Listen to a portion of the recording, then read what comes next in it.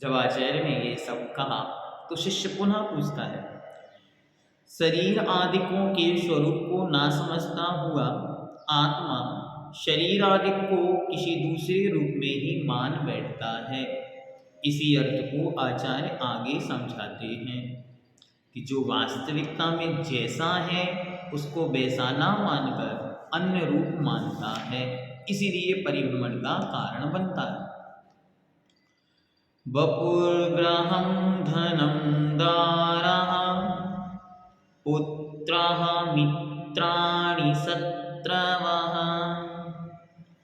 सर्वथान्यः स्वभावानि मूढः श्वानि प्रपद्यते। वपुर गृहं धनं दारः पुत्रः मित्राणि शत्रवः सर्वथान्यः स्वभावानि मूढः श्वानि प्रपद्यते। वपुः, वपुः मतलब होता है शरीर, गृहम अर्थात घर, धनम रुपया पैसा, दारा स्त्रियां, पुत्र पुत्र, मित्राणि अर्थात मित्र, और शत्रवः शत्रु। शरीर, मकान, रुपया पैसा, स्त्री, पुत्र, मित्र, शत्रु, ये सर्वथा हमेशा हर तरह से अन्य स्वभावानी अन्य स्वभाव वाले हैं, परंतु मूढ़ः मोही प्राणी इन्हें श्वानी प्रपद्यते अपना समझता है, अपना मानता है।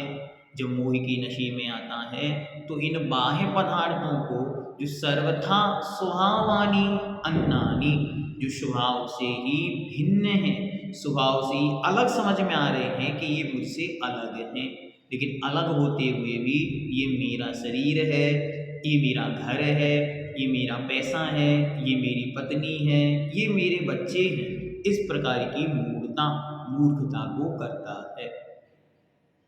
शरीर, धन, रुपया, पैसा, घर, स्त्री, पुत्र, मित्र, शत्रु आदि दृष्टिगोचर होने वाले मतलब आंखों से दिखाई देने वाले चेतन अचेतन पदार्थ सर्वथा द्रव्य क्षेत्र काल भाव से अन्य भिन्न स्वभाव वाले हैं। चाहे चेतन हो चाहे अचेतन, चेतन अर्थात जिसमें ज्ञान दर्शन शक्ति है, और अचेतन जिसमें ज्ञान दर्शन शक्ति नहीं पाई जाती वह अचेतन है। तो चाहे चेतन हो चाहे अचेतन हो, ये दोनों ही सर्वथा भिन्न हैं। द्रव्य से भी भिन्न है, काल से भी भिन्न है, भाव से भी भिन्न है, क्षेत्र से भी भिन्न है। अलग अलग होते हुए भी मूर्ख व्यक्ति स्वपर विवेक ज्ञान से रहित बहिरात्मा, बहिरात्मा का अर्थ क्या है? देह जीव को एक गिने बही रातम तत्व मुधा है।